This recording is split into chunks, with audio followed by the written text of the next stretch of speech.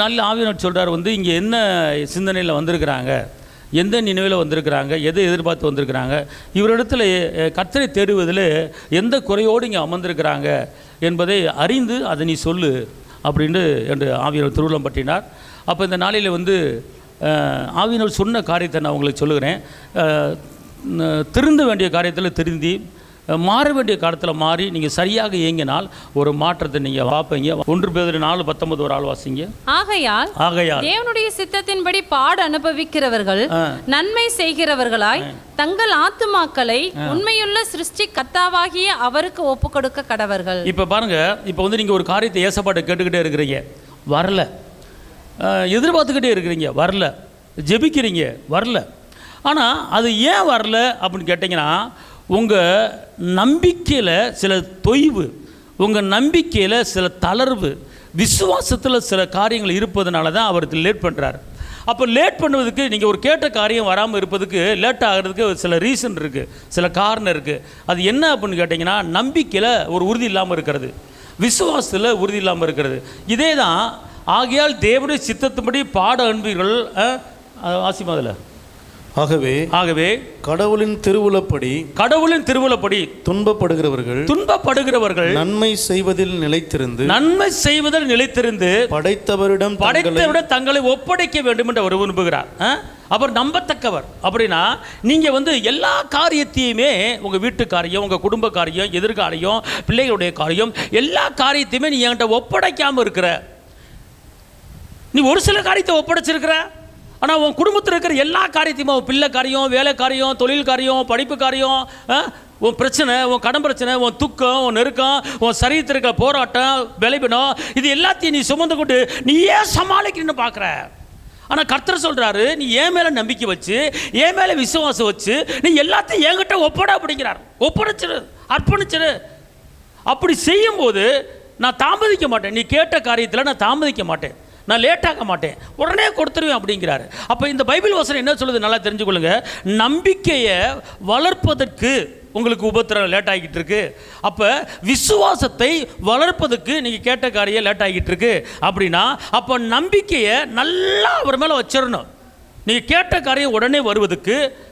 அப்போ என்ன சொல்கிறாருன்னா, 1 பேதுருவில் சொல்லப்பட்டிருக்கு, வெள்ளியே புடமிடப்படுவது போல உங்கள் விசுவாசம் என்ன செய்யுமா?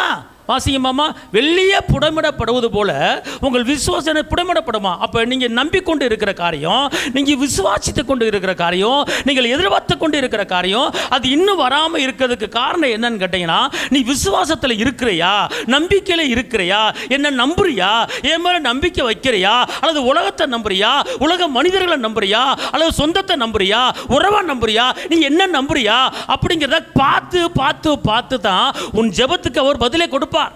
நம்பிக்கை யார் மேலே வச்சிருக்கிறீங்க, யாரை நம்பி இருக்கிறீங்க, யார் மேலே விசுவாசம் வச்சிருக்கிறீங்க என்பதை அறிந்து தான் அவர் உதவி செய்வார். வாசிங்க இருக்க எடுத்துட்டீங்களா? நம்முடைய விசுவாசம் 1 பேதுருவில் இருக்கு.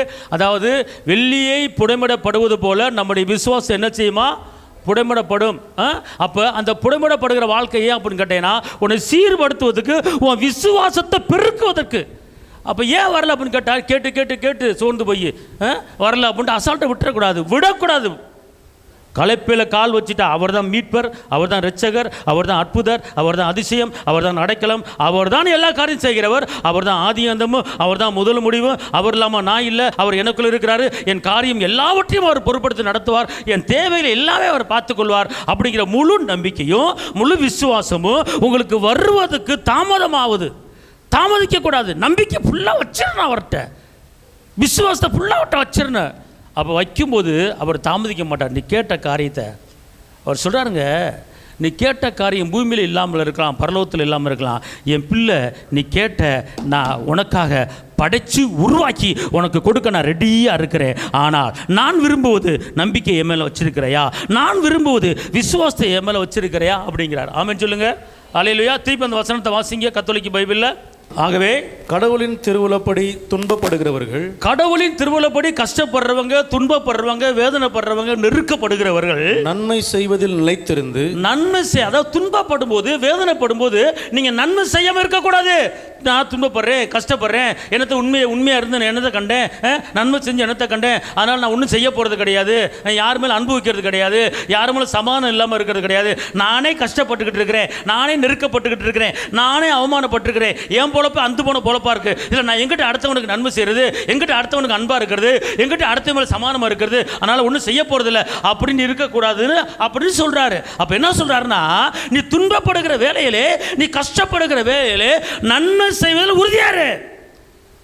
அப்புறம் நன்மை செய்வதில் நிலைத்திருந்து படைத்தவரிடம், நன்மை செய்வதில் நிலைச்சிருந்து உண்டாக்குனவரா படைத்தவரிடம் தங்களை ஒப்படைப்பார்களாக. நீங்க உங்களை என்ன செய்யணுமா? அவர் நம்பத்தக்கவர், அவர் நம்பத்தக்கவர், அவர் செய்த காரியங்கள் எல்லாவற்றையும் நீ அதாவதுங்க, ஒரு கஷ்டம் வந்துருச்சு, நெருக்கம் வந்துருச்சு, அவமானம் வந்துருச்சுன்னா நீ கர்த்தருடைய அந்த ஜெபத்தில் வந்து உறுதியாக இருக்கணும், துதியில் உறுதியாக இருக்கணும், நம்பிக்கையில் உறுதியாக இருக்கணும், அவரை நம்புவதில் உறுதியாக இருக்கணும், அவர் மேலே வைக்கிற விசுவாசத்தில் உறுதியாக இருக்கணும். அப்போ தான் நீங்கள் கேட்ட காரியம் கிடைக்கும், பார்த்துக்கொள்ளுங்க. அப்போ வரலன்ட்டு விட்டுறக்கூடாது. அப்போ அந்த துன்ப நேரத்தில், அந்த கஷ்ட நேரத்தில், உனக்கு பிரச்சனை வருகிற நேரத்தில் நீ எப்போதும் ரொட்டீனாக பண்ணுகிற துதியும், நீ ரொட்டீனாக ஜெபிக்கிற ஜெபியும், ரொட்டீனாக செய்கிற அந்த நன்மையும், ரொட்டீனாக கொண்டு போகிற அந்த அன்பையும், ரொட்டீனாக கொண்டு போகிற அந்த சமானத்தையும், எல்லா இடத்துலையும் எப்படி ஒரே மனமாக இருக்கிறையோ அதே போல் நீ நடந்துக்கிட்டு இருந்தேனா, நீ கேட்ட காரியத்தை லேட்டாக்காம உடனே கொண்டு வந்து கொடுக்கறதுக்கு நான் ரெடியாக இருக்கிறேன். ஆமென். நன்மை செய்வதில் சோர்ந்து போகக்கூடாது. நீ எப்படி சமாதானம் இருக்கோ அதே போல் சமாதானம் எல்லாத்திட்டையும், எப்படி எல்லாத்தையும் அன்பாக அதே மாதிரி இல்லை. உனக்கு பிரச்சனை வந்த உடனே என்னத்தானே அன்பாக இருக்கிறது, ஒரு துக்கம் வந்து என்னத்தை அன்பாக இருக்குன்னு சொல்லிடக்கூடாது. அப்போ அதை கர்த்தர் பார்க்குறாரு. பார்த்துக்க ஒரே லெவல் அவரை கட் பண்ண, அவரை கட்டலை. நீ மனைவிடத்தில் எப்படி அன்பாக இருக்கிற, எப்போதும் அதே மாதிரி இருக்கணும். ஒரு கஷ்டம் வந்தானே, வேதனை வந்தானே, ஆமாம் உன்னால தான் இவ்வளோ பிரச்சனை அப்படின்னு சொல்லி நீ கசப்பை உண்டு பண்ணக்கூடாது.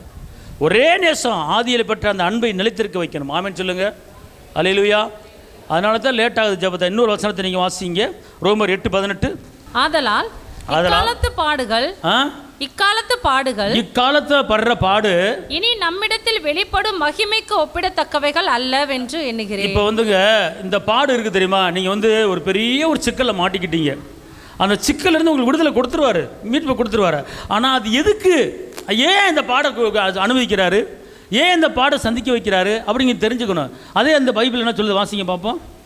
இக்காலத்தில் நாம் படும் துன்பங்கள், இந்த காலத்தில் நம்ம படுகிற வேதனை, இந்த அவமான துன்பங்கள், எதிர்காலத்தில் நமக்காக வெளிப்பட போகிற, எதிர்காலத்தில் நமக்காக கொடுக்க போகிற, வெளிப்பட போகிற மாட்சிமையோடு ஒப்பிட தகுதியற்ற. அங்கேருங்க அதை மாட்சிமை, ஒரு பரலோக வாழ்க்கைக்கு, ஒரு உன்னதமான ஒரு வாழ்க்கைக்கு, ஒரு உயர்ந்த ஒரு வாழ்க்கைக்கு, ஒரு அற்புதமான ஒரு வாழ்க்கைக்கு, ஒரு அதிசயமான ஒரு வாழ்க்கைக்கு, ஒரு வெற்றியான ஒரு வாழ்க்கைக்கு, ஒரு சந்தோஷமான வாழ்க்கைக்கு, மரித்த பிற்பாடு தேவதூதரோடு சந்தோஷமாக பரலோகத்தில் பிரவேசிக்க வைப்பதற்கு தான் இந்த பாடுகள். உனக்கு பாடே இல்லாமல், அவமானே இல்லாமல், பிரச்சனை இல்லாமல் இருந்தால் பரலோகத்துக்கு தகுதியாக முடியாது. அப்போனா உபத்திரப்பட்டது நல்லது, கர்த்தருடைய பிரமாணங்களை என்ன செய்வாய், நீ கற்றுக்கொண்டாய். அதுதான் தேவனுடைய வார்த்தை, பார்த்துக்கொள்ளுங்க. அப்போ இந்த பாடு நிலச்சிருக்காது. யோபுக்கு பாடு இருந்துச்சு, 6 மாதம் தான் இருந்துச்சு. ஆபிரகாமுக்கு பாடு இருந்துச்சு, ஒரு குறிப்பிட்ட நாள் தான். யாக்கோபு பாடு இருந்துச்சு, யோசேப்பு பாடு இருந்துச்சு. இவங்களாம் பாடுபடாமையே டெவலப்மெண்ட் ஆனாங்க, கஷ்டப்படாமையே டெவலப்மெண்ட் ஆனாங்க. மோசே கஷ்டப்படாமல் வந்தார், எத்தனை நிந்தை, எத்தனை அவமானம். நானும் அந்த பிள்ளையை பெற்றேன் அப்படின்னு சொல்கிற அளவுக்கு அவ்வளோ பாடு, மக்கள் மூலம் பிரச்சனை, துன்பம், நெருக்கம், முறுமுறுக்கிறாங்க, சண்டை போடுறாங்க. எதுக்கு இங்கே கூட்டி வந்த, நீ மனுஷனா, நீ ஒழுங்காக அங்கேயே இருந்துட்டு போகணும், அங்கேருந்து சகம் இங்கே வந்து சாகிறத கூட்டி வந்த, நீ எதுக்கு கூட்டி வந்த, எதுக்கு எங்களை மேய்ப்பிறான அப்படின்னு சொல்லி கேள்வியை கேட்டு மோசையை துன்பப்படுத்துகிறாங்க. கடைசியில் ஒரு வேதனையை தாங்க முடியாமல், தேவனே இந்த பிள்ளைகளை நானா பெற்றேன், எதுக்கு இந்த அவதி எனக்கு அப்படின்னு சொல்லி அவளை டென்ஷன் ஆகும்படியாக ஒரு பாடை அந்த மோசை அனுபவிச்சார். சொல்லுங்கள் பார்ப்போம். அவ்வளோ பாடுகள் பட்டனால தான் அவர்கள் மரிக்கும் போது சீமாட்டியாக அவர்கள் மரித்தார்கள். சின்ன சின்ன பாடு, சின்ன சின்ன பிரச்சனை, சின்ன சின்ன அவமானம், இது ஒரு பெருசாக என்னதுங்க. அல்லேலூயா. பாடுகள் சகித்தால் பரமனின் வருகையில் கூட சென்றிடலாம், பாடி மகிழ்ந்திடலாம். பாடுகள் சகித்தால் பரமனின் வருகையில் கூட சென்றிடலாம், பாடி மகிழ்ந்திடலாம், பாடி மகிழ்ந்திடலாம். காக்கும் தெய்வம் இயேசு இருக்க கலக்கம் ஏன் மனமே, கண்ணீர் ஏன் மனமே. காக்கும் தெய்வம் இயேசு இருக்க கலக்கம் ஏன் மனமே, கண்ணீர் ஏன் மனமே. இதுவரை உன்னை நடத்தின தேவன் இனியும் நடத்தி செல்வார். இதுவரை உன்னை நடத்தின தேவன் இனியும் நடத்தி செல்வார். எபினேசர் அவர்தானே, எபினேசர் அவர்தானே. காக்கும் தெய்வம் இயேசு இருக்க கலக்கம் ஏன் மனமே, கண்ணீர் ஏன் மனமே. நல்லா தெரிஞ்சு கொள்ளுங்க. அப்போஸ்தலர் 5:41 போட்டிருக்கு, அவர் செய்ய போகிற அற்புதங்களையும் அதிசயங்களையும் அடையாளத்தை உறுதிப்படுத்துறதுக்கு தான் இந்த சின்ன சின்ன உபத்திரங்களாம். வாசிங்க பார்ப்போம். அப்போஸ்தலர் 5:41. அவருடைய நாமத்துக்காக தாங்கள் அவமானம் அடைவதற்கு பாத்திரராக எண்ணப்பட்டபடியினால் சந்தோஷமாய் ஆலோசனை சங்கத்தை விட்டு புறப்பட்டு. நல்லா தெரிஞ்சு கொள்ளுங்க. அவருக்கு வந்து ஒரு ஒரு ஒரு இடத்துல ஒரு சின்ன பிரச்சனையில் மாட்டிக்கிட்டாங்க, ஒரு சின்ன அவமானத்தில் மாட்டிக்கிட்டாங்க, ஒரு நெருக்கத்தில் மாட்டிக்கிட்டாங்க. அப்போ அந்த நேரத்தில் சந்தோஷமாக கர்த்தர் எனக்கென்று ஆயத்தப்படுத்தி வைத்திருக்கிற ஒரு மேன்மையும் ஒரு உயர்வையும் வச்சிருக்கிறாரு அப்படிங்கிற சந்தோஷத்தில் அந்த நெருக்கத்திலிருந்து நீங்கள் வெளியே வரணும். அந்த அவமானத்திலிருந்து நீங்கள் என்ன செய்யணும்? வெளியே வரணும். பார்த்துக்கொள்ளுங்க. இன்னொரு வசனத்தை வாசிங்க. 2 தீமோத்தேயு 3:12. அன்றியும் கிறிஸ்து இயேசுவுக்குள் தேவ பக்தியாய் நடக்க மனதாய் இருக்கிற யாவரும், தேவ பக்தியாய் மனதாய் இருக்கிற யாவரும் துன்பப்படுவார்கள். அப்பனா ஒரு பக்தி வாழ்க்கை வாழ்வதற்கு சின்ன நெருக்கம் வரத்தான் செய்யும். ஒரு பக்தி வாழ்க்கை வாழ்வதற்கு சின்ன அவமானம் வரத்தான் செய்யும். இப்போ எத்தனையோ பேர் இருக்கிறீங்க, இயேசுவை ஏற்றுக்கொண்டு எனத்தை கண்ட அப்படின்னு சின்ன ஒரு துர்ச்செய்தி வரத்தான் செய்யும். அப்போ அது எதுக்கு அப்படின்னு கேட்டால், அந்த என் மேலே வச்சிருக்கிற நம்பிக்கையில் நீ அந்த அவமானத்தின் மத்தியிலும் அந்த நிந்தையின் மத்தியிலும் நீ என்கிட்ட நிலைச்சிருக்கியா நிலைச்சி இல்லையா அப்படிங்கிறத அவர் பார்ப்பார். இந்த அவமானப்பட்டு இயேசுவை தொழுது கொள்ளணுமா? இப்போ இந்த இடத்துல எத்தனையோ நிந்தைகள் எத்தனையோ அவமானங்கள் பட்டு கூட இயேசுவை பிடிச்சிக்கிட்டு இருக்கிற தேவ பிள்ளைகள் நிறைய பேர் இந்த இடத்துல உட்காந்துருக்கிறீங்க. அல்லேலூயா. நீங்கள் இதை காட்டிலும் பாருங்கள். ஒரு சகோதரி இருக்கிறாங்க ஒரு ஊரில். அவங்க வந்து மறைமுகமாக இயேசுவை ஏற்றுக்கொண்டு திருமணம் முடிச்சிட்டாங்க, ஞானஸ்நானம் எடுத்துட்டாங்க. ஏதோ சந்தர்ப்ப சூழ்நிலையில் அவனை தான் முடிச்சிட்டாங்க. ஆனால் திருமணம் முடிக்கும் போது நீ வந்து இயேசுவை கும்பிட்டுக்க, நான் வந்து இதில் தடை கிடையாது, நீ வாரம் சர்ச்சுக்கு போய்க்க, நான் வந்து தடை கிடையாது, அப்போ நான் உன்னை ஃப்ரீடம் விட்டுறேன் அப்படின்னு சொல்லி வாக்கு பண்ணி தான் அந்த அம்மா வந்து கல்யாணம் முடிச்சிச்சு. பார்த்துக்கொள்ளுங்க. ஆனால் கல்யாணம் முடித்து ஒரு மாதம் கழித்து நீ பைபிள் படிக்கக்கூடாது, நீ வந்து சர்ச்சுக்கு போகக்கூடாது, நீ வந்து துதிக்கக்கூடாது, ஏசப்பாவை தொழுது கொள்ளக்கூடாது அப்படின்னு சொல்லி ஒரு சில கண்டிஷன் போட்டாங்க. அப்போ அவங்க மாமியார் அவங்களுடைய ஹஸ்பண்டு எல்லாம் சேர்ந்து என்ன பண்ணிட்டாங்க? இயேசு வழிபடக்கூடாது அப்படின்ட்டாங்க. அப்போ இப்படி வழிபடும் போது அவங்க வந்து கர்த்தர் மேலே வச்சுருக்கிற அன்பை வந்து விட முடியல. அந்த மாதிரி இருக்கிறாருந்தான், இல்லாட்டி உங்கள் அம்மா வீட்டுக்கு போயிரு அப்படின்ட்டாங்க. அப்போ அந்த அம்மா வந்துருச்சு, வீட்டுக்கு வந்துருச்சு. வீட்டுக்கு வந்தோடனே சில உலகத்தில் சொன்னாங்க, எப்பா நீ வந்து கல்யாணம் முடிச்சிட்ட, அதனால் வந்து வேறு வழி இல்லை, அவன் சொல்கிறது கேட்டு போமா அப்படின்னு சொல்லும் போது அவன் கூட எத்தனை நாளைக்கு வாழ்ந்துட போகிறேன்? 20 வருஷம் வாழ்வானா? 10 வருஷம் வாழ்வானா? அதுக்கப்புறம் செத்தா நரகத்து போய் சொல்கிறீங்களா? என்னையே நிரந்தரமாக நிலையாக நான் பரலோக வாழ்க்கை வாழணும், நிலையாக நிரந்தரமாக பரலோக வாழ்க்கைக்கு போகணும், அதனால் எனக்கு இயேசு தான் முக்கியம் அப்படின்னு சொல்லி பிடிவாதமாக அந்த அம்மா என்ன செஞ்சிருச்சு? இயேசுவை வழிபட ஆரம்பிச்சிச்சு. பார்த்துக்கணும். இயேசு வழிபட ஆரம்பித்து கடைசியில் அவனுக்கு ஒரு நோய் வந்து அந்த நோய்க்கு இந்த அம்மா போய் ஜெபம் பண்ணி அவனை காப்பாற்றி அதுக்கப்புறம் அவன் ரட்சிக்கப்பட்டு அவன் கர்த்தருக்குள்ளே வந்தான். இன்மைக்காக மாத்திரம் கடவுளை தேடக்கூடாது, மறுமைக்கு கடவுளை தேடணும். இப்போ நீங்கள் கர்த்தரை தேடுறீங்கன்னா, இயேசுவை தேடுறீங்கன்னா, இந்த பூமிக்கு மாத்திரமல்ல பரலோகத்துக்கு போகிறதுக்கு நீங்கள் கர்த்தரை தேடணும். நீங்கள் பரலோகத்தின் பிள்ளைகளாக மாறுவதற்கு கர்த்தரை தேடணும். அவமானம் வரத்தான் செய்யும். நீ இயேசுக்கு போகிறனால தான் பிரச்சனை அப்படின்னு சொல்லத்தான் சொந்தக்காரன் சொல்லத்தான் செய்வான். அது இந்த கால் வாங்கி இந்த கால் விட்டுட்டு உங்கள் மைண்டில் என்ன செய்யணும்? நாளைக்கு நான் செத்தா அப்பா பக்கத்தில் உட்காந்துருப்பேன், அந்த நினைப்பு உங்களுக்கு இருக்குண்ணா. என்னதான் நீ வந்து கோடி கோடியாக சேர்த்து வச்சு இங்கே பூமியில் வாழ்ந்தாலும் சரி, இது உங்களுக்கு நிலை கிடையாது, நிரந்தரம் கிடையாது. ராஜா இயேசு மகாராஜா நிரந்தரம். ஆமென் சொல்லுங்கள். அதனால் இப்போ வர சின்ன சின்ன உபத்திரங்களை வந்து நீங்கள் வந்து என்ன செய்யாதீங்க, பயப்படாதீங்க. எப்படி வாழணும், என்ன செய்யணும், எப்படி இருக்கணும் அப்படிங்கிற கற்று நமக்கு நல்லா கற்றுக் கொடுத்துருக்க. பிரச்சனை தப்புவிக்கிறதுக்கு என்ன செய்யணும் அப்படி கற்றுக் கொடுக்குறார். கர்த்தரை அதிகமாக துதிச்சு பாருங்கள், பிரச்சனை அப்படி உரிகிறோம். ரொம்ப 1:21 சொல்லுகிறது, அவர்கள் தேவனை அறிந்தும் அவரை தேவனென்று மையப்படுத்தாமல் அவரை துதிக்காமல் சோத்தரிக்காமல் சிந்தையில் வீணரானார்கள், உணர்வில்லாத இருதயம் என்ன செஞ்சிருச்சு, இருள் அடைந்து விட்டது என்று சொல்லப்பட்டிருக்கிறது. அப்போ உபத்திரத்தை நீங்கள் என்ன செய்யணும், அதை வந்து என்ன செய்யணும், உபத்திரத்தில் என்ன செய்யணுமா, பொறுமையாக இருக்கணும்னு சொல்லப்பட்டிருக்கு. அது அந்த நேரத்தில் நீங்கள் கர்த்தரை மேன்மை பாருங்க. ரோமரில் போட்டிருக்கு, உபத்திரத்திலே பொறுமையாக இருங்கள், துக்கத்திலே சந்தோஷமாக இருங்கள். அப்படி அழகாக வேதவசனம் நம்மளுக்கு கற்றுக் கொடுக்குறது பார்த்துக்கொள்ளுங்க. அப்போ நீங்கள் என்ன செய்யணும், பொறுமையாக இருக்கணும். பொறுமையாக இருந்து ஒரு சமூகத்தில் உட்காந்து காரியத்தை நீங்கள் என்ன செய்யணும், வெற்றி நீங்கள் என்ன செய்யணும் பார்க்கணும். சங்கீதம் 119:67, நான் உபத்திரவப்படுவதற்கு முன் வழி தப்பி நடந்தேன், இப்பொழுதோ உம்முடைய வார்த்தைகளை காத்து நடக்கிறேன். இங்க இருங்க, உபத்திரம் ஏன் வரும் தெரியுமா? இங்க என்ன சொல்றாருன்னா, நான் உபத்திரப்படுவதற்கு முன்னமே வழி தப்பி நடந்தேன், தப்பா நடந்தேன், துக்கத்தில் இருந்தேன், வேதனையில் இருந்தேன், கஷ்டத்தில் இருந்தேன், நெருக்கத்தில் இருந்தேன். ஆனால் உபத்திரப்பட்ட பிற்பாடு தான் நல்லது என்ன, கெட்டது என்ன, நல்லவன் யார், கெட்டவன் யார், இவன் யார், இவன் எப்படிப்பட்டது, எல்லா காரியத்தையும் தெரிஞ்சுக்கிட்டேன். அப்போ இங்கே வேதம் சொல்லுகிறது, உபத்திரப்படுவதற்கு முன்னமே என்ன செஞ்சேன், நான் வழி தப்பி நடந்தேன், தவறான பாதையில் போனேன், தேவனுக்கு விரோதமான பாதையில் போனேன். ஆனால் இப்போ நான் நேர்மையாக இருக்கிறேன், இப்போது கர்த்தருக்கு நினைச்சேன், பயந்து நடக்கிறேன் அப்படிங்க. அதுதான் உபத்திரம். பார்த்துக்கொள்ளுங்க. புரியுதா உங்களுக்கு? ஒரு வசனத்தை வாசிங்க, 1 தீமோத்தேயு 5:22, ஒருவன் மேலும் சீக்கிரமாய் கைகளை வையாதே, சீக்கிரமாய் கையில் வையாதே, மற்றவர்கள் செய்யும் பாவங்களுக்கும் உடன்படாதே, அல்லேலூயா, உன்னை சுத்தவானாக காத்துக்கொள். எப்போதுமே நம்ம இந்த பூமியில் வந்து நம்மளை சுத்தவானாக காத்துக்கொள்ளணும். நம்ம இயேசுவின் பிள்ளையை இரத்தத்தால் பரிசுத்தமாக்கப்பட்டிருக்கிறோம். நம்ம எப்போதுமே சுத்தவானாக இருக்கணும். நம்ம எந்த தப்பும் பண்ணாமல் எந்த பாவம் பண்ணாமல் நம்ம இருக்கும்போது எப்படி நமக்குள்ள வந்து ஒரு தீட்டு வருகிறது, எப்படி நமக்குள்ள ஒரு பாவம் வருதுன்னா, அவசரப்பட்டு யார் தலையிலும் கையை வைக்காத, அவசரப்பட்டு யாரையும் தொடாத. ஏன்னா தொடும்போது அவனுடைய பாவத்துக்கு நீ உடந்தே ஆயிடுவ, அந்த பாவத்துக்கு என்ன செஞ்சிருவ, உடந்தே ஆயிடுவ. பார்த்துக்கொள்ளு.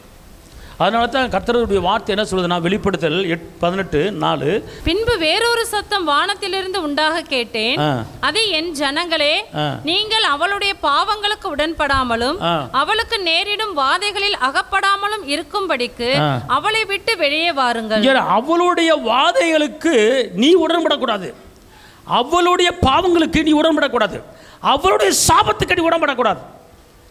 அப்படிப்பட்ட ஒரு சூழ்நிலை, அப்படிப்பட்ட ஒரு பழக்க வழக்கத்தில் நீ இருந்தாயானால் அதை விட்டு வெளியே வா, அவளை விட்டு வெளியே வா. திருப்பி வாசிங்க.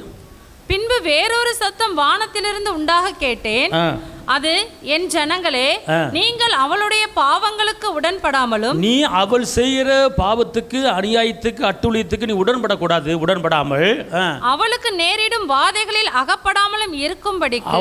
அவளுடைய நோய் இருக்கு, அவளுக்கு வாதம் இருக்கு, பாவத்து மூலமாக தேவனுக்கு விரோதமாக செஞ்ச காரியங்கள் நோய் இருக்கு, நீ அவளோடு நீ உறவு வைக்கும் போது அந்த பாவம் உனக்கு வருகிறது. அதனால கர்த்தர் சொல்றாரு, அவளை விட்டுட்டு என்ன செஞ்சிரு, வெளியே வா, வெளியே வா. தப்பு பண்ணுறான்னு தெரிஞ்சுக்கிட்டு நீ பழக்க வழக்கம் வைக்காத, அதை விட்டு வெளியே வா. நான் உன்னை ஆஸ்வதிக்க விரும்புகிறேன். ஆபிரகாம் வந்து அப்பா கூட இருந்தார், தேராகு, அவர் ஒரு சிலை செஞ்சு வச்சு சம்பாரிச்சுக்கிட்டு இருந்தார். அப்போ அது வந்து அது வந்து கர்த்தருக்கு அருவப்பானது, அது கர்த்தருக்கு பிடிக்காது. அப்போ நீ இந்த இடத்துல உட்காந்துக்கிட்டு இருக்க, நான் வந்து உன்னை ஆஸ்வதிக்க விரும்புகிறேன், நீ இந்த விக்கிரகம் செய்கிற இடத்துல நீ இருந்துக்கிட்டு இருக்க, நான் ப்ளஸ் பண்ண முடியாது. அதனால் நீ என்ன செய்ய, வெளியே புறப்பட்டு வா, வெளியே வா, எந்திரி, பாவத்துக்குள்ள கிடக்காத. அவன் செய்கிறான் பாவம், அவன் செய்கிறான் அநியாயம், அவன் செய்கிற ஆட்டோலையும், அது தெரிஞ்சும் நீ அவன் கூடயே சுற்றிக்கிட்டு, அவன் கூடயே போய்கிட்டு, அவன் கூடயே நடந்துக்கிட்டு, அவன் கூடயே ஊரெல்லாம் சுற்றிட்டு வந்தேன்னா நான் எப்படி ஒன்று ஆசீர்வதிக்கிறது? அதை விட்டு வெளியே வா. நம்மளுக்கு தெரியுது உண்மை எது, சத்தியம் எது, நல்லது கெட்டது என்று அவர் தெரியுது. அப்போ கர்த்தர் சொல்கிறாரு, அவசரப்பட்டு யார் தலையிலும் கையை வைக்காத, கையை வச்சாலே அவன் பாவத்துக்கு உடந்தே ஆயிடுவா அப்படிங்கிறார். அப்புறம் சேர்ந்து வரும்போது பாவம் வராதா? அதான் இங்கே வசனம் சொல்லுது, பார்த்துக்கொள்ளுங்க. நீதிமொழிகள் 22:24, கோபக்காரனுக்கு தோழனாகாதே, உக்கிரமுள்ள மனுஷனோடு நடவாதே, அப்படி செய்தால் நீ அவனுடைய வழிகளை கற்றுக்கொண்டு. பாருங்க, நீ கோபப்பட்டவரோடு நடக்கக்கூடாது, தப்பு பண்ணுறவரோட நடக்கக்கூடாது, அதாவது உலகப்புறமான பாவங்கள் செய்கிறவங்களோட நடக்கக்கூடாது, துர்ச்செய்தியை பரப்புறவங்க நடக்கக்கூடாது, அடுத்தவனை குறை சொல்கிறவங்க நடக்கக்கூடாது, அடுத்தவனை குற்றப்படுத்துறவங்க நடக்கக்கூடாது. அப்படி நீ செஞ்சேனா வேதம் சொல்லுகிறது, அவனுடைய வழிகளை எல்லாவற்றையும் நீ கற்றுக்கொண்டு உன்னுடைய ஆத்துமாவுக்கு என்ன செய்வாய்? கண்ணீர் வர வைப்பா. அது மாத்திரமல்ல, அடுத்த வசனம் என்ன சொல்லுது? கையடித்து உடன்பட்டு கடனுக்காக பிணையப்படுகிறவர்களுக்கு ஒருவனாகாதே. செலுத்த உனக்கு ஒன்றுமில்லாதிருந்தால் உன் படுக்கையை கூட படுத்திருக்கும் படுக்கையும் அவன் எடுத்துக்கொள்ள வேண்டியதாகுமே. பாருங்க, தேவையில்லாத பிரச்சனை இல்லாத வாழ்க்கை நிம்மதியாக வாழ்ந்துகிட்டு இருக்கும்போது கையடித்து உடன்பட்டு கையில் கையெழுத்தை போட்டு உனக்கு நான் பொறுப்பு என்று ஜாமீன் போடும்போது நடக்கிற காரியம் என்னன்னு கேட்டால், உன்ட்டு இருக்கிற உன் படுக்கையை கூட என்ன செஞ்சிருவாங்க? உருவிட்டு போயிடுவாங்க. நல்லா அழகாக பைபிள் போட்டிருக்கு பார்த்தீங்களா? நடக்குது, இந்த உலகத்தில் எத்தனையோ நடக்குது. தேவையில்லாத ஒரு காரியத்துக்கு கையெழுத்தை போட்டு ஜாமீன் கையெழுத்து போட்டு அவன் கட்டலைண்ணா நீ தாண்டா கட்டணா அப்படின்னு சொல்லி எத்தனை குடும்பம் சீரழிஞ்சு போயிருக்கு தெரியுமா? எத்தனை குடும்பம் வந்து ஊரை விட்டு ஓடி இருக்கு தெரியுமா? தேவையில்லாத ஒரு கையெழுத்து தான். ஆனால் இங்கே வேதம் என்ன சொல்லுகிறது? பைபிள் என்ன? அதுதான் பைபிள் படிக்கணுங்கிறது, அதுதான் வேதத்தை வாசிக்கணுங்கிறது. நீ வாழ்வதற்கு, பிழைப்பதற்கு, பிள்ளையை எப்படி வளர்க்கணும், குடும்பத்தை எப்படி நடத்தி, எல்லா காரியமும் பைபிளில் போட்டிருக்கு. அப்போ பாருங்கள், நீ ஜாமீன் கையெழுத்து கூட போடக்கூடாதுன்னு சொல்லப்பட்டிருக்கிறது. என் ஃப்ரெண்டு, என் நண்பன், நீ இல்லாமல் நான் இல்லை, உயிராக பழகணும், என்னை துரோகம் பண்ண மாட்டான் அப்போ நினச்சி கையெழுத்தை போடுவேன், கடைசியில் ஊரை விட்டு ஓடிடுவான். இந்த மாதிரி சம்பவம் நிறைய நடந்திருக்கிறது. அடுத்தது வேதம் சொல்லுகிறது, திருப்பி அந்த வசனத்தை வாசிக்குமா? கையெழுத்து போட்டு உடன்பட்டு. இது கத்தோலிக்கனால தெளிவாக போட்டிருக்கு. கையெழுத்து போட்டு உடன்பட்டு கடனுக்காக பிணைப்படுகிறவர்களில் அடுத்தவன் கடனுக்காக நீ பிணையப்படும் போது ஒருவனாகாதே. அது ஒருவன் அவனுக்கு நீ ஒருவன் ஆகாத, நீ ஆகாத. அப்படி ஆயிட்டேன்னா நீ வச்சிருக்கிற வீட்டில் வச்சிருக்க படுக்க தலகணி அதை கூட உன்னை உருவிட்டு விட்டுருவான்னு சொல்லுது பைபிள். திருப்பி வாசி. செலுத்த உனக்கு ஒன்றுமில்லாதிருந்தால் அவன் நீ கையெழுத்து போட்டு அவன் கொண்டு ஓடிடுவான். ஆனால் செலுத்த உனக்கு ஒன்றும் இல்லை. ஆனால் நடக்கிற காரியம், உன் வீட்டில் இருக்க ஒரு பண்டை பாத்திரம், ஒரு சட்டி பானை, ஒரு படுக்க கூட இல்லாமல் உருவிட்டு போயிடுற சூழ்நிலை உருவாகுது. அப்போ இதில் என்ன தெரியுதுன்னா, அடுத்தவன் பாவத்துக்கு நீ உடந்தே ஆகாத. நல்லா இருக்கியா? நல்லாரு, உனக்காண்டி ஜெபிக்கிறேன், அதோட விட்டுறேன்னு. உன் பிரச்சனை என் பிரச்சனை மாதிரி பார்த்துக்கிறேன், கவலைப்படான்னு சொல்லி வாயை விட்டுறாத. உன் துக்கம் என் துக்கம், கவலைப்படாத, நான் பார்த்துக்கிறேன், வாயை விட்டுறாத. உனக்கு நான் இருக்கேன், கவலைப்படா, வாயை விட்டு. நீ என்ன நிலத்தை செய்ய போகிற? கூட பிறந்தவனாக இருக்கலாம், யாராக இருக்கலாம், நீ கவலைப்படாத, நான் இருக்கேன், வாயை விட்டுறக்கூடாது. அப்புறம் அவர் எதுக்கு இருக்கிறாரு? துக்கத்தை வேதனை போக அவர் எதுக்கு இருக்கிறாரு? மழை போல பிரச்சனை வந்தாலும் பனி போல உருவாக்குற கர்த்தர் இருக்கிறாரு. நீ எதுக்கு அதை பொறுப்பெடுத்துக்கிற? அடுத்தவன் பிரச்சனைக்கு, அடுத்தவன் கஷ்டத்துக்கு நீ தலையிடாத. உனக்காக ஜெபிக்கிறேன், ஒன்றும் கவலைப்படாது. அப்படி தான் பேச தவிர ஒன்றும் கவலைப்படாதீங்க, நான் இருக்கேன், நான் முடிச்சிடறேன் அப்படி மட்டும் பேசிடக்கூடாது. நான் உனக்கு முடிச்சு தரேன், இந்த பிரச்சனை நான் முடிச்சு தரேன், இந்த கஷ்டத்தை நான் பார்த்துக்கிறேன், இந்த துக்கத்தை நான் பார்த்துக்கிறேன், உன் வேதனை எதுவும் வராது, நான் இருக்கேன், கவலைப்படாத அப்படின்னு உன்னை பெருமை பாராட்டி பேசுறாத, படு சிக்கலுக்குள்ள விழுந்துருவேன். ஆக்கவும் அழிக்கவும் உருவாக்கவும் படைக்கவும் கர்த்தர் ஒருவரே, உன்னால் ஒன்றும் செய்ய முடியாது. ஆனால் அடுத்தவங்களுக்கு பிரச்சனைக்கு வந்து நீ எவ்வளோ பிரச்சனை வந்தாலும் பரவாயில்ல, நான் இருக்கேன் அப்படின்னு சொல்லி வாயை விட்டுறாத. அந்த நேரத்தில் உனக்கு ஒன்றுமுலம் ஆகி போயிடும். காரணம், நம்ம படுக்கையை கூட என்ன செஞ்சிருவாங்க? உருவிட்டு விட்டுருவாங்கன்னு சொல்லப்பட்டிருக்கு. எப்படி நடக்கணும் அப்படிங்கிறது தெரிஞ்சுக்குங்க. அப்போ உடனே நினைச்சோம், ஆண்டவரே எனக்கே இந்த சோதனை, எனக்கே இந்த கஷ்டம். சோதனை அவரே கொடுத்தாரு, வேதனை அவரே கொடுத்தாரு, அவர் எனக்கு நான் ஆஸ்வதிக்கிறதா அவர் வேலை. நீ தேவையில்லாமல் சிக்கலில் மாட்டிக்கிட்டேன்னா நான் பொறுப்பா இல்லை. ரொம்ப ரொம்ப கவனமான ஒரு வாழ்க்கை வாழ். நான் பார்த்தவளே, இந்த நாளில் வந்து எந்த ஒரு காரியத்துக்கு நீங்கள் என்ன செய்யக்கூடாது? உடன்படக்கூடாது. லூக்கா 22:3-5. அப்பொழுது 12 ஒருவனாகிய ஸ்காரியோத்து என்னும் மறுபேர் கொண்ட யூதாஸ்குள் சாத்தான் புகுந்தான். அவன் பிரதான ஆசாரியர்களிடத்திலும் சேனை தலைவர்களிடத்திலும் போய் அவரை காட்டி கொடுக்கும் வகையை குறித்து அவர்களோட ஆலோசனை பண்ணி அவர்கள் சந்தோஷப்பட்டு அவனுக்கு பணம் கொடுக்க உடன்பட்டார். அதாவது தப்பான காரியங்களுக்கு, பாவமான காரியங்களுக்கு நீ உடன்படக்கூடாது. ஒருத்தர் தப்பு பண்றான்னு தெரியுது, அதுக்கு உடன்படாத. ஒருத்தர் அநியாயம் பண்றான்னு தெரியுது, அதுக்கு உடன்படாத. நம்ம மேல சாபம் வந்துடும். உடன்படக்கூடாது. கவனமா இருக்கணும் வாழ்க்கை. அடுத்தவின் காரியத்தில் வந்து நன்மையை மாத்திரம் செய்ய வேண்டுமே தவிர தேவையில்லாத உடன்படிக்கை நம்ம என்ன செய்யக்கூடாது. மாறாக ஆதியாக 49:6 சொல்லப்பட்டிருக்கு, ரகசிய ஆலோசனைக்கு உடன்படக்கூடாது. வாசிங்க ஆதியாகமம் 49:6. என் ஆத்துமாவே அவர்களுடைய ரகசிய ஆலோசனைக்கு உடன்படாதே. நல்லா தெரிஞ்சுக்கல, நீங்கள் உங்களுக்கு சொந்தங்கள், உறவினர்கள், நண்பர்கள் எவ்வளோ இருக்கலாம், அவர்கள் தப்பான ஒரு ரகசியம் பண்ணுறாங்க, தப்பான ஒரு தவறான ரகசியம் பண்ணுறாங்க. அந்த ஆலோசனைக்கு நீ என்ன செய்யாத, உடன்படக்கூடாது, அதோடு சேர்ந்துக்காது, அதை விட்டு வெளியே வந்துடு. சண்டைக்காரன் இருப்பதை காட்டிலும் வனாந்தரத்தில் குடியிருப்பது நலம் என்று சொல்லப்பட்டிருக்கிறது. அதனால் இந்த நாட்களிலே கர்த்தர் சொல்லுகிற ஒரு காரியத்தை நல்லா கவனிங்க. பரியாசக்கார உட்கார இடத்துல உட்காரதுன்னா உட்காரக்கூடாது. அதில் வந்து கரெக்டாக நம்ம இருக்கணும். ஏன் பிரச்சனை இங்கே இருங்களேன், இப்படி இதனால தான் நம்ம வாழ்க்கையில் பிரச்சனைகள் வருகிறது, இதனால தான் நம்ம வாழ்க்கையில் கஷ்டங்கள் வருகிறத பார்த்துக்கொள்ளுங்க. நம்ம கவனமாக என்னாச்சும் நடக்கணும், அவரை மட்டும் பார்த்துட்டு போயிட்டே இருக்க வேண்டியது. இன்னொரு வசனம் பார்த்துக்கொள்ளுங்க, ஒரு வசனம் இருக்கிறது ரோமர் 8:18. எப்படி தெரியுமா, கண்ணோட்டத்தை மாற்றுவதற்கு, நம்முடைய கண்ணோட்டத்தை மாற்றுவதற்கு நம்முடைய எதிர்பார்ப்பு இருக்குது தெரியுமா, நம்முடைய நோக்கம் இருக்குது தெரியுமா, அது வந்து அவர் மேலே வைக்காமல் வேறு இடத்துல வைக்கிறனால அவர் என்ன பண்ணுறாரு, லேட் பண்ணுறாரு பார்த்துக்கொள்ளுங்க. அதனால் வந்து இன்றைக்கி நல்லா சொல்லுங்கள், உங்களுடைய எதிர்பார்ப்பு, உங்கள் நோக்கம், உங்கள் எண்ணம், உங்கள் சிந்தனைகள் அத்தனை என்ன செய்யணுமா, இயேசுக்கிட்ட வைக்கணும். ஆமென் சொல்லுங்கள். அவர்கிட்ட வச்சுட்டிங்கன்னா அவர் பெரிய ஒரு மாற்றத்தை செய்ய போகிறார். நேற்று ஒரு காரியத்தை ஆண்டவர் வெளிப்படுத்தினார், தேவபலி சொல்ல போனார். என்ன வசனம் வாசித்தேன், உன்னை குறித்து நினைத்திருக்கிற நினைவு தீமைகளை. நேற்று ஆண்டவர் ஆவியானவர் பேசினார், என் பிள்ளைகள்கிட்ட சொல்லு, இந்த சபைக்கு வருகிற பிள்ளைகள்கிட்ட சொல்லு, நான் வந்து இந்த பிள்ளைகளை ப்ளஸ் பண்ண போகிறேன். அதில் ஒரு வாசிமாத, நீங்கள் எதிர்பார்த்திருக்கும் முடிவை, நீங்கள் எதிர்பார்த்திருக்கும் முடிவை உங்களுக்கு கொடுக்கும்படிக்கு நான் உங்கள் பேரில் நினைத்திருக்கிற நினைவுகளை அறிவேன் என்று, நான் உங்கள் பேரில் நினைத்திருக்கிற நினைவை அறிவேன் என்று கர்த்தர் சொல்கிறார். அவைகள் தீமைக்கல்ல. அவைகள் ஒருபோது நம்ம அப்பாவுடைய குணாதிசயத்தை பார்த்தீங்கன்னா எந்த ஒரு காரியமே தீமைக்கல்ல, அது வந்து நன்மைக்காகவே, அது சமாதானத்துக்காகவே சொல்லப்பட்டிருக்கிறது. அப்படின்னா நீங்கள் எதிர்பார்த்திருக்கும் முடிவை உங்களுக்கு அறிவிக்க போறேங்கிறார். நீங்கள் எதிர்பார்த்திருக்கிற காரியத்தை உங்களுக்கு நான் அறிவிக்க போகிறேன். எந்த காரியத்தை எதிர்பார்த்து, எந்த காரியத்தை நம்பி, எந்த காரியத்தின் மேலே விசுவாசம் வச்சு இருக்கீங்களோ அந்த காரியத்து மேலே நான் என்ன செய்ய போகிறேன், ஒரு அற்புதம் செய்ய போகிறேன். நீங்கள் எதிர்பார்த்திருக்கும் முடிவை உங்களுக்கு கொடுக்கும்படிக்கு. எப்படி போட்டிருக்கு வாசிமா திருப்பி, நீங்கள் எதிர்பார்த்திருக்கும் முடிவை உங்களுக்கு கொடுக்கும்படிக்கு, உங்களுக்கு நான் கொடுக்க போகிறேன், கொடுக்கும்படிக்கு நான் உங்கள் பேரில் நினைத்திருக்கிற அவர் சொல்கிறாரு. மகளே, நீ வந்து நான் வந்து உன்னை மறக்கலை, நான் மறக்காம என்ன நினச்சிக்கிட்டு இருக்கேன்னா, நீ எதிர்பார்த்து கொண்டு இருக்கிற காரியத்தை, எந்த காரியத்தை எதிர்பார்த்துக்கிட்டு இருக்கிற, கடன் அடைய வேண்டும் என்று எதிர்பார்த்து கொண்டு இருக்கிறாயா, சுகம் வேண்டும் என்று எதிர்பார்த்து கொண்டு இருக்கிறாயா, நெருக்கம் முடிய வேண்டும் என்று எதிர்பார்த்து கொண்டு இருக்கிறாயா, என் பிள்ளை வாழ்க்கை நல்லா இருக்க வேண்டும் எதிர்பார்த்து கொண்டு இருக்கிறாயா, என் பிள்ளை எதிர்காலம் நல்லா இருக்கணும், திருமண காரியம் நடக்கணும், கற்பத்துக்கணி உண்டாகணும், அப்படிப்பட்ட ஒரு நன்மையான காரியங்களை உன் உள்ளத்தில், உன் எண்ணத்தில், உன் நினைவில் ஒரு எதிர்பார்த்து கொண்டு இருக்கிற அந்த காரியத்தை உனக்கு நான் கொடுப்பதற்கு நான் நினச்சிருக்கிறேன், நான் உன்னை மறக்கலை. எவ்வளோ பெரிய அற்புதமான ஒரு கர்த்தர். நீ எதிர்பார்த்திருக்கிற முடிவே உனக்கு நான் கொடுக்கும்படிக்கு நான் உன்னை குறித்து நினச்சிக்கிட்டு இருக்கிறேன். மறக்கலை. தாய் மறந்தாலும் நான் உன்னை மறக்க மாட்டேன் அப்படிங்கிறார். அல்லேலூயா. எல்லாம் சொல்லுங்க, அதை வந்து திருப்பி வாசிங்க. நான் எதிர்பார்த்து சொல்லுங்க, வாசிங்க பாப்பா எல்லாரும் சேர்ந்து. நான் எதிர்பார்த்திருக்கும் முடிவை எனக்கு கொடுக்கும்படிக்கு,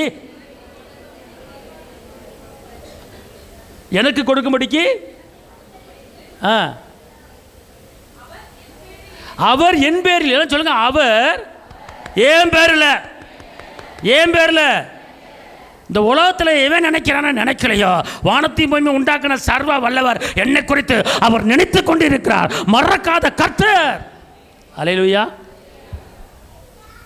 நல்ல இந்த வசனத்தை பிடிச்சிக்கொள்ளுங்க. இந்த இந்த வாரத்தில் கர்த்தர் சொல்கிறாரு, நீ எதிர்பார்த்திருக்கிற காரியத்தை உனக்கு கொடுக்கும்படி நான் இறங்கிட்டேன் மக்கா. கவலைப்படாத மக்கா. அப்படின்னா நான் ஒரு காரியத்தை எதிர்பார்த்துக்கிட்டு இருக்கேன் அப்படின்னு சொல்கிறேன். கையை தூக்கு. நான் ஒரு காரியத்தை எதிர்பார்த்து கொண்டு இருக்கிறேன். அப்படியே கையை தூக்கி நில்லுங்க. இப்போ ஒரு ப்ரேயர் பண்ண போகிறேன். இப்போ வரப்போகுது. தகப்பனே, என் ராஜா, என் இரட்சகரே, தேவ பிள்ளைய வானத்தை பார்த்து கையை தூக்கி நிற்கிறாங்க. இவர்கள் உள்ளத்திலே, இவர்கள் எண்ணத்திலே, இவர்கள் சிந்தையிலே எதை வாஞ்சித்து, எதை எதிர்பார்த்து நினைச்சு இந்த கையை தூக்கியிருக்காங்களோ, இந்த கையை இப்போ நீங்க புடிங்க, இப்போ நீங்க புடிங்க. புடிச்சு இவர்கள் எதிர்பார்த்திருக்கிற காரியத்தை இன்னைக்கு கொடுக்கும்படியாக இயேசுவின் நாமத்தில் நான் சொல்லுகிறேன். சொல்லுகிறபடி நடப்பதாக, இப்போது நடப்பதாக. வானத்துக்கு நேர கைகளை உயர்த்திருக்கிற இந்த தேவ பிள்ளைகளுக்கு ஆண்டவரே, உங்க வலக்கரத்தை பிடிச்சு இவர்கள் எதை நினைச்சு, எதை எதிர்பார்த்து கையை தூக்கிட்டு இருக்காங்களோ அந்த காரியம் இப்ப இந்த நேரத்தில் பிதா, குமாரன், பரிசுத்த ஆவி நாமத்திலே இப்போதே வருவதாக, வருவதாக, வருவதாக, கிடைப்பதாக. எந்த காரியம் இருந்தாலும் சரி, அது எவ்வளவு பெரிய காரியமா இருந்தாலும் சரி, எதை நினைச்சு எனக்கு வேணும், அது வரணும், எனக்கு கிடைக்கணும் அப்ப நினைச்சு எதிர்பார்த்து கொண்டு இருக்காங்களோ அந்த காரியம் இப்போது இயேசுவின் நாமத்திலே இப்போது வருவதாக, இப்போது வருவதாக. வந்து விட்டது. கையா தட்டியா போகு. தரக்கலா துரபா கதரபா. அல்லேலூயா, அல்லேலூயா. அப்படிப்பட்ட காரியத்தை இன்னைக்கு செய்ய போறார். இங்க வந்திருக்கிற ஒவ்வொருவருக்கும் ஆனால் எதிர்பார்ப்பு இருக்கணும். இங்கே எதுவுமே இல்லைன்னா ஒன்றும் வராது. ஒரு நோக்கம் இருக்கணும், ஒரு வாஞ்சை இருக்கணும், ஒரு தாகம் இருக்கணும், ஒரு ஏக்கம் இருக்கணும், அப்போ தான் வரும். ஒன்றுமே இல்லை, இங்கே வந்து ஒன்றுமே இல்லை, ஃப்ரீயாக இருக்குது, அப்போனா ஒன்றும் வராது. அப்போனா என் தகப்பன் இயேசு கொடுக்க போகிறாரு, என் தகப்பன் இயேசு தரப்போகிறாரு. அவர் எவ்வளவு அழகாக உங்களுக்கு ப்ராமிஸ் பண்ணுறாரு தெரியுமா? எவ்வளோ அழகாக அவர், நீ எதிர்பார்த்திருக்கும் முடிவை உனக்கு கொடுக்கும்படிக்கு நான் உங்கள் பேரில் எல்லாம் சொல்லுங்க, நான் சத்தமாக சொல்லுங்க, நான் எதிர்பார்த்திருக்கும் காரியத்தை எனக்கு கொடுக்கும்படி எங்கள் அப்பா, என் இரட்சகர், என் மீட்பர், என் ராஜா, என் சர்வ வல்லவர், இரக்கத்தின் சொருபி, சாரோடி ரோஜா, கேட்குற தருகிறவர், இல்லைன்னு சொல்லாமல் எனக்கு கொடுக்கும்படி அவர் நினச்சிட்டாரு.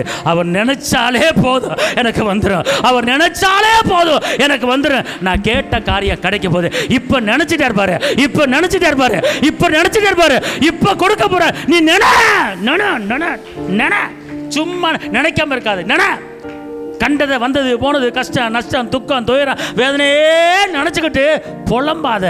உன் நினைப்பு அற்புதமாக இருப்பதாக, உன் நினைப்பு அதிசயமாக இருப்பதாக, உன் நினைப்பு வெற்றியாக இருப்பதாக, உன் நினைப்பு விடுதலையாக இருப்பதாக, உன் நினைப்பு சமாதானம் இருப்பதாக, உன் நினைப்பு மலை மேல் இருக்கிற பட்டணமுறை இருப்பதாக, உன் நினைப்பு உன் பிள்ளைகள் வளர்ந்திருக்கும்படி, உன் பிள்ளைகள் வெளியே புறப்பட்டு போய் கொளுத்த காண்டுகளை வளரும்படி, நீதிமான் பணமரத்தை போல செழித்தவங்க வளருவானுங்கிற அந்த நினைப்பு உன் பிள்ளைகளை குறித்து, உன் எதிர்களை குறித்து அப்படிப்பட்ட நினைப்பு உனக்கு உண்டாவதாக. அப்படிப்பட்ட நினைப்பு உனக்கு வரணும். அல்லேலூயா. இந்த வசனத்தை எல்லாரும், அதாவது நானுங்கிறத உங்களுக்கு சொல்லி பண்ணுங்கம்மா. நான் எதிர்பார்த்திருக்கும் முடிவை, எல்லாம் சொல்லுங்க, நான் எதிர்பார்த்திருக்கும் முடிவை, நான் எதிர்பார்த்திருக்கும் முடிவை. இப்போ என்ன எதிர்பார்க்குறீங்க? மைண்டு கொண்டு வந்துருங்க. எதை எதிர்பார்த்துருக்கீங்க? கொண்டு வந்துருங்கம்மா. சும்மா இருக்காதீங்க. எதாவது எதிர்பாருங்க. நாளைக்கு வரப்போகுது, அல்லது நீ சாயங்காலம் வரப்போகுது எதிர்பார்த்துட்டீங்களா? எதிர்பார்த்தவங்க அல்லேலூயா. அப்புறம் சொல்லுங்க, எனக்கு நான் எதிர்பார்த்திருக்கிற காரியத்தை எனக்கு கொடுக்கும்படி அவர் என்னை குறித்து நினச்சிட்டாரு. அது எந்த வசனம் தெரியுமா? வாசிமா, எரேமியா 29:11. எல்லாம் சொல்லுங்க, எரேமியா 29:11 படி நான் அப்பாட கேட்குறேன், நான் எதிர்பார்த்திருக்கிற காரியத்தை எனக்கு அவர் கொடுக்கும்படி ஏன் மேல இறக்க வச்சு, ஏன் மேல அன்பு வச்சு. இந்த பக்கம் யாரும் பேச மாட்டேங்க. எனக்கு என்ன வரலன்னு கடங்க, சும்மா கடங்க. தொண்டை வழியை கத்திக்கிட்டு அப்படியே வரவே வராது. வாயத்தர விரிவா, வாயத்தர நன்மை நினைப்பேன். எல்லாரும் சொல்லணும், உங்களுக்கு அப்படி தானே இந்த பாடுபட்டுக்கிட்டு இருக்கேன் நான். நீ நல்லா இருக்கணும், வாழ்ந்துருக்கணும், வயந்திருக்கணும், செழித்திருக்கணும், அதானே எனக்கு. நான் கர்த்தர் சமூகத்தில் வாயை திறக்கணும். வாயை திறந்தா கிடைக்கும். ஆமென் சொல்லுங்க. அல்லேலூயா. கத்தணும் இயேசுவின் நாமத்தில். வாயை விரிவா தர அப்படின்னா வாயை திறக்கணும். இயேசுவின் நாமத்தில் திறக்காத வாயை திறந்து விடுறேன். எப்பத்தா எப்பத்தா எப்பத்தா எப்பத்தா யாரா எப்பத்தா எப்பத்தா அல்லேலூயா சொல்லுங்க. என் வாய் எப்பதா அப்படி என்ன அர்த்தம்? திறக்கப்படுவாய. இப்போ பாருங்க பாப்போம். நானே எதிர்பார்த்திருக்கும் காரியத்தை எனக்கு கொடுக்கும்படி அவரு என்ன நினைச்சிட்டாரு. நினைச்சது உலகத்தில் எத்தனை கோடி பேர் இருந்தாலும் அதில் ஸ்பெஷலாக எங்கள் அப்பா நினச்சிட்டாரு. நினச்சிட்டு எதை எதிர்பார்த்துக்கிட்டு இருக்கிறோன்னா அதை கொடுக்கும்படி இன்னைக்கு இந்த ஞாயிற்றுக்கிழமை இறங்கிட்டாரு. 4 மணிக்கு என்னை தேடி வரப்போகுது. அல்லேலூயா. தகப்பனே இயேசுவே, உம்மை நன்றி உள்ளத்தோடு துதிக்கிறேன், ஸ்தோத்திரிக்கிறேன். எங்கள் ஆவி, எங்கள் ஆத்துமா, எங்கள் சரீரத்தை உம்மிடத்தில் அர்ப்பணிக்கிறோம். தகப்பனே, நாங்கள் எதிர்பார்த்திருக்க முடிவை எங்களுக்கு அறிவிக்கும்படி கொடுக்கும்படி எங்கள் நினைவாக இருக்கிற தேவனே, எங்களை மறக்காத தேவனே, எங்களை நினச்சிக்கிட்டு இருக்கிற ராஜா ஆண்டவரே, எதை எதிர்பார்த்து இந்த இடத்துல நிற்கிறாங்களோ, எது வரும்னு எதிர்பார்த்து இந்த இடத்துல நிற்கிறாங்களோ அவங்களுக்கு இன்னைக்கு நீங்கள் கொடுக்கும்படி, என் கையில் கொடுக்கும்படி, தரும்படி உங்களிடத்தில் நான் கெஞ்சு மன்றாடுறேன். இந்த பிள்ளைகளுக்கு அற்புதம் செய்ய தகப்பன. இன்றைக்கி முடியல, நாளைக்கு கூட கொடுங்க ஏசப்பா. எதை நினச்சி நிற்கிறாங்க, எதை வேணும்னு நினைக்கிறாங்க, எதை எதிர்பார்த்து நினைக்கிறாங்க, உங்களுக்கு அறியாது ஒன்றுமில்லை. நீ ஜெபிப்பதுக்கு முன்னமே உனக்கு என்ன வேணும்னு எனக்கு தெரியும்னு சொன்னீங்கல்ல ஆண்டவரே. இவர் உள்ளத்தில், இவர் நினைவில், சிந்தையில் எதை எதிர்பார்த்து எதை நம்பியிருக்கிறாங்களோ அதை இன்னைக்கு அல்லது நாளைக்கு தரும்படி இயேசுவின் நாமத்தில் சொல்லுகிறேன். ஆண்டவரே, நீங்கள் இன்றைக்கி அற்புதம் செய்ய போகிறீங்க, அதிசயம் செய்ய போகிறீங்க. நீங்கள் அடைக்கலம், நீங்கள் கேடகம், நீங்கள் பலன், நீங்கள் கோட்டை, நீங்கள் ஐஸ்வர்ய சம்பனர், நீங்கள் பெரியவர், கொடுப்பதுக்கு நீங்கள் தகுதியானவர். உங்களால் முடியாத காரியம் ஒன்றுமே கிடையாது. நாங்கள் கேட்க காரியம் உங்கள்கிட்ட இல்லாமல் இருந்தாலும் எங்களுக்காக உருவாக்கி தரவர். ஆகார் அழுது போது ஆகாருக்காகவே ஒரு நீருட்டை உண்டு பண்ணின கர்த்தர் நீங்கள். ஆகாருக்காக ஒரு தண்ணியை உருவாக்கின கர்த்தர், ஒரு நீருட்டை உண்டு பண்ண கர்த்தர் இன்ன வரைக்கும் வந்துகிட்டு இருக்கு. நீங்க கொடுத்தா அது நிலையானது, நீங்க கொடுத்தா நிரந்தரமானது. இங்க இருக்கிற ஒவ்வொருவருக்கும் நீங்க கொடுத்து ஆஸ்வதி பெருக பண்ணுங்க, காத்துக்கொள்ளுங்க. இயேசுவின் நாமத்தில் பிதாவே.